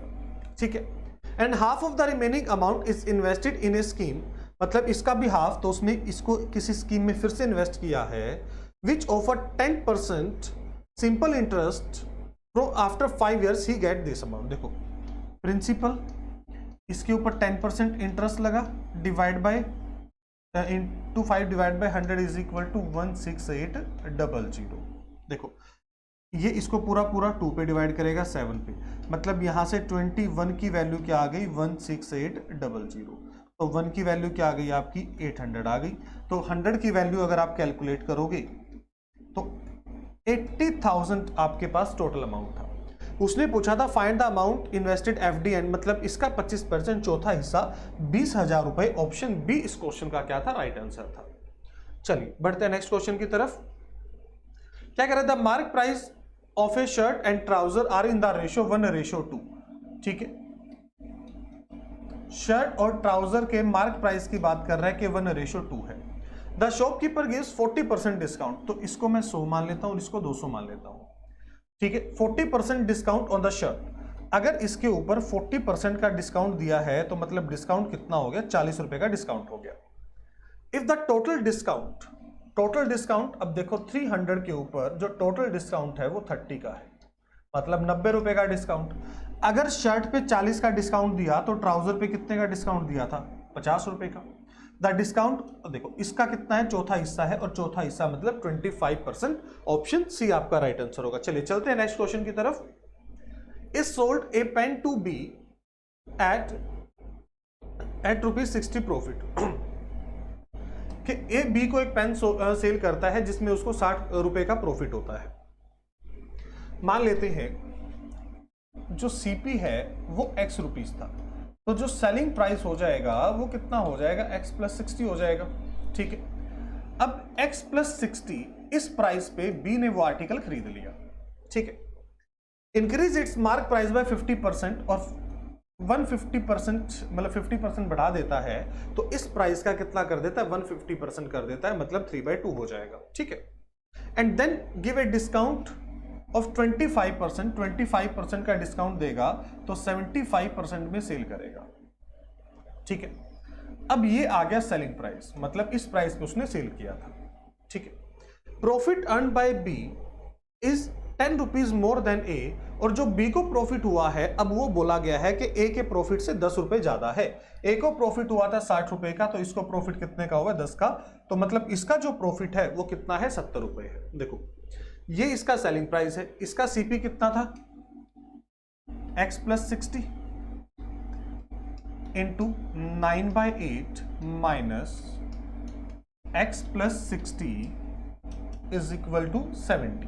अब यहां से हमें a की x की वैल्यू कैलकुलेट करनी है। देखो अगर यहां से इसको मल्टीप्लाई करेंगे तो ये कितना हो जाएगा, 9x + 60 into 9 minus 8x + 60 into 8 is equal to 70 into 8। ठीक है, 8 एलसीएम ले लिया तो इधर भी मल्टीप्लाई हो जाएगा और उधर भी मल्टीप्लाई हो जाएगा। ठीक है, देखो 9 में से 8x गया, कितना बचेगा, x बचेगा आपके पास। ठीक है, तो ये भी माइनस हो जाएगा क्योंकि अंदर नेगेटिव था, तो ये भी माइनस हो जाएगा। अब देखो इधर से अगर आप कॉमन लोगे तो ध्यान से देखो तो 60 कॉमन आ रहा है, बचेगा 9 में से 8 गया, 1 बचेगा, तो मतलब 60 ही बचेगा। 7 गुना 8 7 8 56। ठीक है, और ये उधर जाकर फिर माइनस का हो जाएगा, तो x की वैल्यू कितनी बची आपके पास, 500 रुपए। कितनी बची है, 500 रुपए। ऑप्शन बी इस क्वेश्चन का राइट आंसर होगा। चलिए बढ़ते हैं उसके बाद नेक्स्ट क्वेश्चन की तरफ। क्या कह रहा है, what sum of money will amounts to rupees 1124.76 in 3 years if the rate of interest 5% for the first year, 4% for the second year and 3% for the third year। मतलब सीधा सीधा देखो 12% तो कम से कम होगा, उसके बाद भी कुछ वैल्यूज लगने वाली हैं। ठीक है, और अब देखो वैसे भी देखो अगर ऑप्शन से देखो यार 3 तो इससे बड़े ही थे, तो एक ही छोटा था, वही आंसर होगा, कुछ करना ही नहीं था इस क्वेश्चन में। तो क्या कह रहे हैं, one filling pipe A takes 3 minutes more filling the piston than 2 pipes A and B together। तो दोनों के कंपैरिजन में 3 मिनट ज्यादा लगते हैं, और B को ये आपका 21/3 होगा। ठीक है, मतलब 64/3 64/3, और इसका अंडर रूट करेंगे, 3 से 3 कैंसिल, तो 8 आपका आंसर आ गया। बस इतना सा क्वेश्चन था। आई होप क्लियर होगा, ये भी किसी बच्चे को कोई डाउट नहीं होगा। नेक्स्ट क्वेश्चन में क्या कह रहा है, नेक्स्ट फिर आपका पाइप के ऊपर ही है। Pipe A can fill a tank in 45 hours. A इसको करता है 45 में। Pipe B is 50% more efficient than A. देखो ए और बी की अगर मैं एफिशिएंसी का रेशियो लूं तो 2:3 होता है, तो टाइम का रेशियो 3:2 है।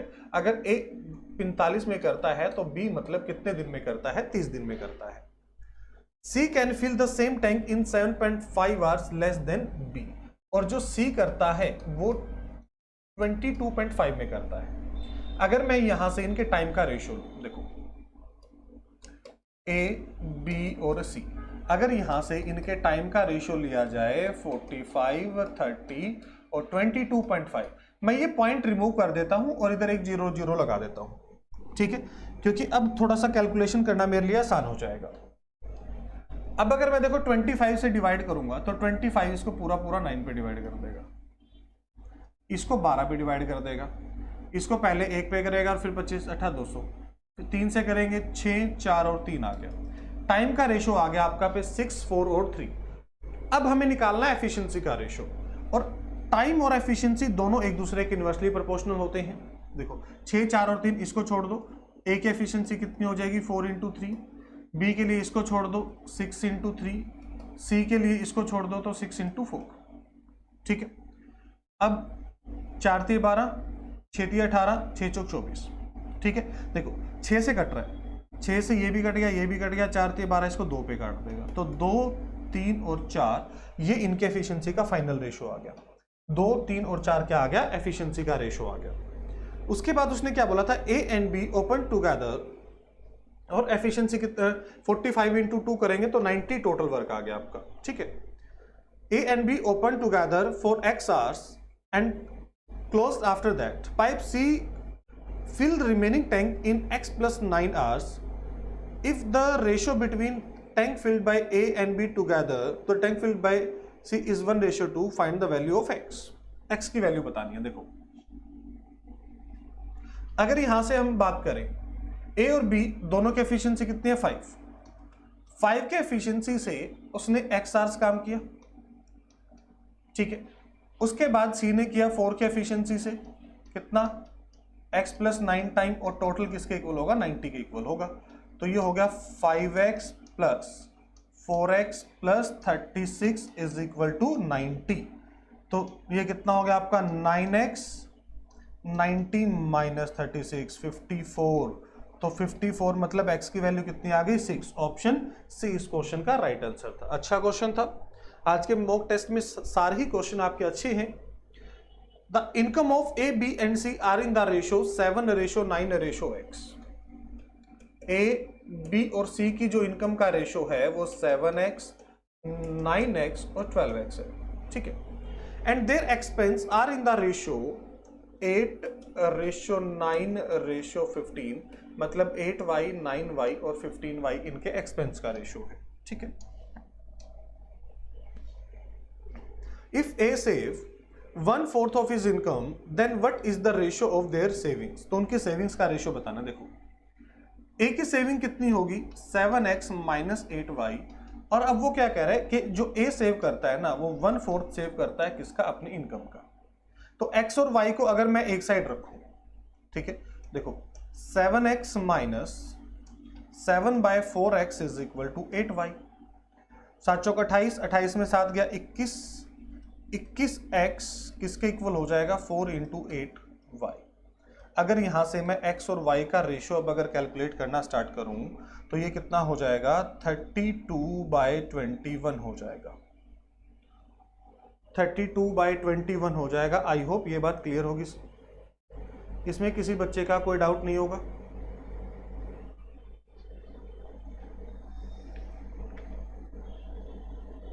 ठीक है, अब उसके पूछा था कि सभी की इनकम का रेशियो, यहां से अगर हम y की वैल्यू कैलकुलेट कर लें, y की वैल्यू कैलकुलेट कर लेते हैं क्योंकि हमें सेविंग का रेशियो निकालना है, रेशियो ऑफ देयर सेविंग।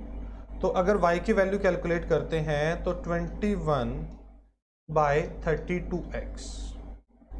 ठीक है, अब इस तरीके से हमने एक वेरिएबल की वैल्यू कैलकुलेट कर ली है y की। अब b की सेविंग की अगर बात करें, b की सेविंग क्या है आपके पास 9x माइनस 9y, और y की वैल्यू हम यहां से पुट कर सकते हैं 21/32x। ठीक है, आप कर इसको यहां से भी सकते थे कि जैसे ये रेशियो बनाया था कि x की वैल्यू यहां पुट कर दे, y की वैल्यू यहां पुट कर दे, इनके बीच का डिफरेंस ले ले, बट वहां से कैलकुलेशन क्या हो जाएगी, थोड़ी सी बड़ी कैलकुलेशन हो जाएगी आपकी। ठीक है, यहां से भी थोड़ा सा देखो कैलकुलेशन तो बड़ी होगी हमारी, कि इतनी छोटी कैलकुलेशन तो यहां से भी नहीं बनेगी। अगर हम यहां से एलसीएम लेते हैं तो कितना हो जाएगा 32, तो 32 इंटू 9 माइनस 9 इंटू 21 और x कॉमन ले लिया। अब ध्यान से देखो तो मैं 9 भी कॉमन ले सकता हूं, तो 32 में से 21 गया 11, 11 गुना 9, तो ये आ जाएगा 99/32x, 99/32x। ठीक है, और यहां से अगर वैल्यू पुट करें अब सी वाले केस में 12x माइनस 15 इंटू 21/32x, तो ये कितना हो जाएगा 12 इंटू 32 माइनस 15 इंटू 21, x बाहर कॉमन मैंने ले लिया और 32। ठीक है, अब यहां से क्या क्या कॉमन ले सकते हैं, यहां से कुछ 3 ही कॉमन आता हुआ नजर आ रहा है। ठीक है, और तो कुछ कॉमन आएगा नहीं आपका। अगर मैं यहां से 3 कॉमन ले लेता हूं तो अंदर कितना बचेगा, अंदर आपका बचेगा 32 और 4। ठीक है, और तो कुछ कॉमन नहीं आएगा। 4 दूनी 8, 4 3 12, 128। यहां से 3 कॉमन लेंगे तो 5 बचेगा, और ये कितना हो जाएगा 105 divide by 32x, 3 divide by 32। अब देखो ये कितना हो जाएगा 23, 46, 42x। ठीक है, चलो अब हमने यहां से सबकी वैल्यू कैलकुलेट कर ली है, तीनों वेरिएबल की। 99 आ गया है, वहां से 69/32x, एक सेकेंड, अच्छा 23 बचेगा ना, अंदर 69 हो जाएगा, यहाँ पे 46 नहीं 69 बचेगा, 69/32x। वैसे देखो 99 और 69 एक तो इसमें भी आ रहा है, इसमें भी आ रहा है। ठीक है, 99 ये तो सब में आ रहा है, मतलब हमें एक ही वैल्यू कैलकुलेट करनी पड़ेगी, एक ही वैल्यू भी कैलकुलेट करनी पड़ेगी, क्योंकि लास्ट के दोनों से तो अगर हम बात करें तो किसी में नहीं आ रहा। ठीक है, अब यहाँ से अगर हम पुट करते हैं तो 7x माइनस 8 इंटू 21/32x, तो 7 इंटू 32, 7 कॉमन आ जाएगा, अंदर बचेगा 32 माइनस 24 डिवाइड बाय 32, 56 बचेगा, 56, 99, 69। ऑप्शन बी आपका राइट आंसर होगा। इस क्वेश्चन में अच्छी खासी कैलकुलेशन थी, बहुत लंबी चौड़ी कैलकुलेशन थी। ये क्वेश्चन एग्जाम में टाइम टेकन वाले जो क्वेश्चन हमारे होते हैं उन क्वेश्चनों में से एक क्वेश्चन था हमारा ये। ठीक है, चलो उसके बाद क्या कह रहे हैं नेक्स्ट क्वेश्चन में two candles of the same height are light at the same time. The first is to be consumed in 5 hours. पहली 5 घंटे में और दूसरी 4 घंटे में. सबसे पहले तो क्या करो, इनका एलसीएम ले लो. एलसीएम कितना हो गया 20. मतलब दोनों कैंडल्स की जो लेंथ है वो हमने मान ली 20 है. ठीक है. पहली अगर 5 घंटे में होती है तो मतलब पहले की जो स्पीड है वो 4 रहेगी और सेकंड वाले की स्पीड कितनी होगी, 5 होगी. ठीक है. अब उसने पूछा assume that they burn at constant rate in how many hours their height will be in the ratio 3:2. मान लेते हैं t टाइम के बाद, तो 4 into t हो जाएगा t टाइम के बाद इसकी लेंथ. तो 20 minus 4t divide by 20 minus 5t और यही रेशियो कितना है, 3:2 है. Cross multiply 40 minus 8t 60 minus 15t. ये इधर आकर प्लस का हो जाएगा तो 7t इज इक्वल टू 20. तो t की वैल्यू क्या आ जाएगी, 20/7. ऑप्शन ए आपका इस क्वेश्चन का राइट आंसर होगा. चलिए नेक्स्ट क्वेश्चन पे चलते हैं. क्या बोला गया, ए and be invested 20,000 and 25,000 in A business for 1 year and 8 months respectively. ठीक है. ए ने लगाए हैं 20,000 रुपए, ठीक है, और बी ने लगाए हैं 25,000 रुपए. ए ने पैसा लगाया था पूरे 1 साल के लिए, मतलब 12 महीने के लिए, और बी ने पैसा लगाया सिर्फ 8 महीने के लिए. रेशियो बनाए, 3 0 से 3 0 कैंसिल हो जाएंगी. 4 से डिवाइड करेंगे 2 और 3, 2 से इसको डिवाइड करेंगे 10, 5 से डिवाइड करेंगे 2 और 5. तो मतलब फाइनली जो रेशियो आता है वो 6:5 आता है. कितना आ गया, 6:5. A began a working partner and earned 25/3% profit out of a total profit of 60,000. Total profit 60,000 का था, उसमें से 25/3% प्रॉफिट ए ने ले लिया. 20 से 20 कैंसिल, 3 से डिवाइड करेंगे तो 200 पे डिवाइड करेगा. मतलब 5,000 रुपए ए ने एज ए वर्किंग पार्टनर ले लिए. बचे कितने, 55,000, 55,000 रुपए. तो हमें निकालना क्या है, what is the share of B. हमें बी का शेयर निकालना है. तो बी का शेयर कितना था, 50,000. 55,000 में से 5/11, तो इसको डिवाइड करेगा पूरा 5,000 पे, तो 25,000 बी का शेयर होगा. ऑप्शन डी इस क्वेश्चन का आपका राइट आंसर था. चलिए next question. Ram and Shyam are travelling from point A to B which are 60 kilometre apart. Travelling at a certain speed, Ram takes 1 hour more than Shyam to reach point B. If Ram double his speed, he will take 30 minutes less than Sham to reach the point B.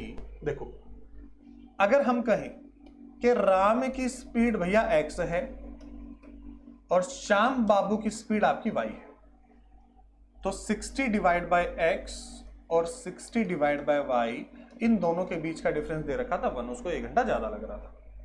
Second case में उल्टा हो जाएगा, 60/y minus 60/x is equal to 1/2.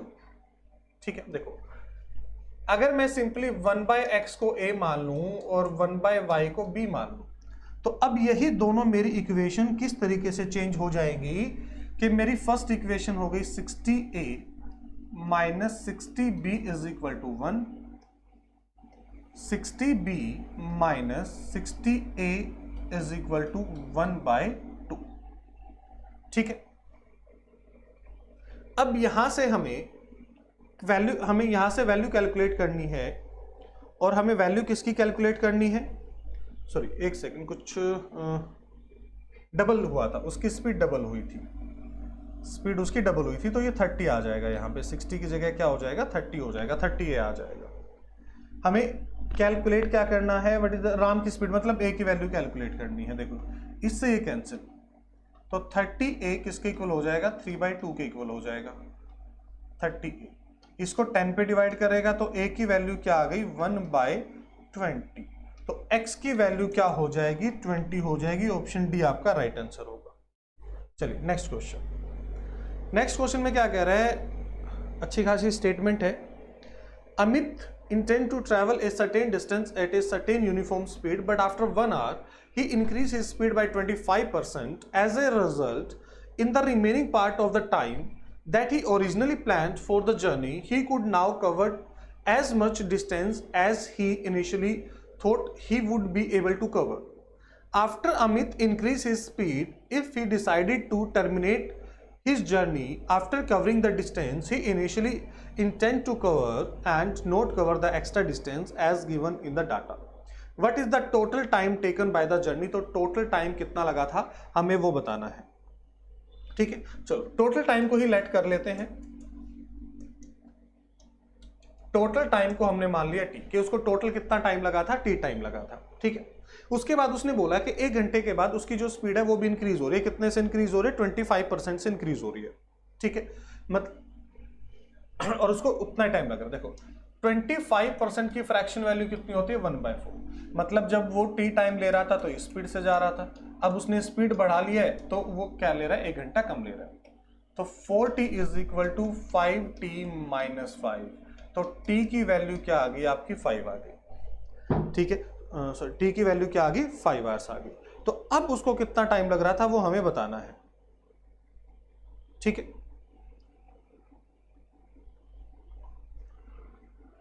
Total t अगर 5 आ गया तो यहां पे अगर हम t की वैल्यू पुट करते हैं, इसको ग्राफ से समझते हैं हम कि टोटल डिस्टेंस अगर 20 मान लें तो पहले 1 घंटे में 4 की स्पीड से उसने 4 कवर किया होगा। बचा अब कितना है? उसके पास 16 का डिस्टेंस बचा हुआ है, ठीक है। और इस 16 के डिस्टेंस को वो नई स्पीड से, इंक्रीज स्पीड से कवर करेगा तो डिवाइड बाय 5। तो मतलब 3 1/5। 3 1/5 का मतलब है 3 आवर्स और 12 मिनट। और 1 घंटा पहले लगा था तो टोटल टाइम कितना लगेगा? 4 घंटे 12 मिनट, ठीक है। अगर ऐसा करेगा तो जो डिस्टेंस पहले वो अगर एक ही स्पीड से जाता तो 5 घंटे में कवर करता, बट अब कितने में करेगा? वो 4 घंटे 12 मिनट में कवर कर देगा। चलिए, ये लास्ट क्वेश्चन था। आई होप सभी क्वेश्चन क्लियर होंगे आप लोगों को। तो मिलते हैं नेक्स्ट वीडियो में, तब तक के लिए take care, thank you so much. Hello everybody, welcome to this session by Gyanam. I am Piyush Sardana, your budding English language teacher. So we are to the mock number 63 of the same, guys. English का section है. Let us see what we have in store for the section all together. सबसे पहले आपके पास बहुत ही छोटा सा passage आया है इस बार, काफी छोटा सा पैराग्राफ आया है। Let's see कि ये क्या दिखाता है पैसेज में। Inside a local eatery, एक recent नाइट की बात है, मैंने एक फैट ब्राउन डॉट चलता हुआ देखा काउंटर के टॉप पर। जैसे ही वो डक इन नीचे हुआ, कहता नैपकिन होल्डर के मैंने देखा क्रैक के नियर मेन्यू रैक के पास एक डैश बना हुआ था ग्लास के लिए वॉइस वाटर के। वो क्लियर हो गया कि ये ऑर्डिनरी क्रिएचर नहीं है, ये कॉकरोच है, सबसे ज्यादा एंड्योरिंग ऑफ मैनकाइंड एसोसिएट्स। हालांकि मेरी जो एपेटाइट थी, भूख थी, वो चली गई थी। वेट्रेस एम्बैरेस भी नहीं थी और वो फ्रस्ट्रेट जरूर हो गई थी जब उसने ट्राई किया उसको मारने का। न्यूज़पेपर का रोल बनाया हाथ में और एक माइटी स्वैट मारा, पावरफुल स्वैट मारा। तब वो जो कॉकरोच है वो न्यूज़पेपर के रोल में से निकलता हुआ आया और थोड़ा सा स्टन होके, लेकिन अपेरेंटली उतना ही प्यासा जितना वो पहले था, और बार की तरफ चला गया। तो राइटर का रिस्पॉन्स वेट्रेस के reaction was one of what. अब कहता है राइटर का रिस्पॉन्स तो बड़ा अजीब, इट शुड बी सरप्राइज। यहां पे आपके पास ऑप्शन में अवेलेबल नहीं है by the way. Fat brown, वो देखो वो उल्टे कर दिया ऑप्शन, यहां पर सरप्राइज, और ये जो फैट ब्राउन डॉट पैराग्राफ में है that is a cockroach, right. तो एक का आंसर कॉकरोच, अगले का answer surprise. End of the incident, cockroach क्या था? वो तो जिंदा निकल कर आया था, अलाइव था। लोकल ईटरी पैराग्राफ में रेफर करता है एक रेस्टोरा को, एक रेस्टोरा था वो। Word creature in the phrase is no ordinary creature in the first paragraph refers to, वो कोई ऑर्डिनरी क्रिएचर नहीं था बल्कि एक इंसेक्ट था। A character without a blemish is a virtue of a leader. Opposite निकालना है, बिना ब्लेमिश के वर्च्यू। अब कैरेक्टर बिना ब्लेमिश के वर्च्यू है लीडर का, ब्लेमिश इज दाग धब्बा, उसका ऑपोजिट होगा एनहांसमेंट। अगला फिर से ऑपोजिट बता रहा है, reunion was overwhelming as he returned home after long time. Reunion का मतलब होता है मेल मिलाप दोबारा से, उसका ऑपोजिट क्या हो गया? बिछड़ना, something which can be called parting. ये वाला पार्टिंग अलग हो गया, एक डिवीजन हो गया। डिवीजन का मतलब बंटवारा, राइट। पार्ट होना इज बिछड़ जाना। एरर निकाल, my book is superior than yours although it has cost me much less. पहली बात तो सुपीरियर के साथ टू आता है, तो सिंपली आंसर हमारा हो जाएगा 2। If all of you quarrel among yourself, we shall not be able to solve your problems. All of you का मतलब ज्यादा लोग हैं 2 से, अगर ज्यादा है तो सेल्फ नहीं सेल्व्स हो जाएगा। नेक्स्ट 1 2 3 आपको choose the correct answer, that can be your answer. No sooner has she agreed to marry him than she started having terrible doubts. No sooner has she agreed, देखो यहां पे started past है ना, तो past में चाहिए तो no sooner had she हो जाएगा, और डिड लगाना चाहेंगे तो अग्रीड नहीं अग्री होना चाहिए था। The police booked a case against the car driver for wrong parking, इसमें क्या करना है, अंडरलाइन पार्ट जो है वो सेंटेंस को इंप्रूव करना है आपने। पुलिस बुक्ड, कोई होटल थोड़ा बुक किया गया है, तो फाइल हो गया, केस उसके खिलाफ फाइल किया गया था। ये आपके पास रीअरेंजमेंट आया 4 पार्ट्स का। Khizr had been a very pious and wise old man. Pious wise का क्या मतलब, वाइज तो समझदार हो गया, पियस का मतलब क्या हो गया, प्योर, ठीक है। खिज्जर वुड देन अपीयर, देन का मतलब तो बाद में, तो पी से मतलब स्टार्ट तो नहीं हो सकता, एस से ट्राई करते हैं स्टार्ट होता है। He had drunk nectar the water of eternal life, okay. ये क्या है, क्यू से स्टार्ट करते हैं। इन Persia whoever had any problem would pray to him for help, और आर से start he would live until the day of judgment। ये तो हो गया ना until the day of judgment, ये तो हो गया कि जो पर्सन उसको बेसिकली मिलने आते थे वो क्यों आते थे, उसके पास कुछ तो एक्स्ट्रा होगा। तो पहले ही had been a pious and wise old man, उसके बाद उसने पानी नेक्टर पिया था जो वाटर ऑफ इटर्नल लाइफ, फिर हम कह सकते हैं कि वो जजमेंट तक जिएगा। पर्शिया जिसके पास भी कोई प्रॉब्लम होती थी उसके पास आता था। Khizr would then appear and comfort that person, however के बाद दैट पर्सन। देखकर पता लग गया क्यूपी का चेन है, क्यूपी कहाँ है, पहले में तो है नहीं, दूसरे में है, तीसरे में है, चौथे में है, लेकिन आर और क्यू से स्टार्ट नहीं होना था, तो answer B. Yeah, there we go with this. I hope you liked it and आपको समझ भी आया है। Thank you.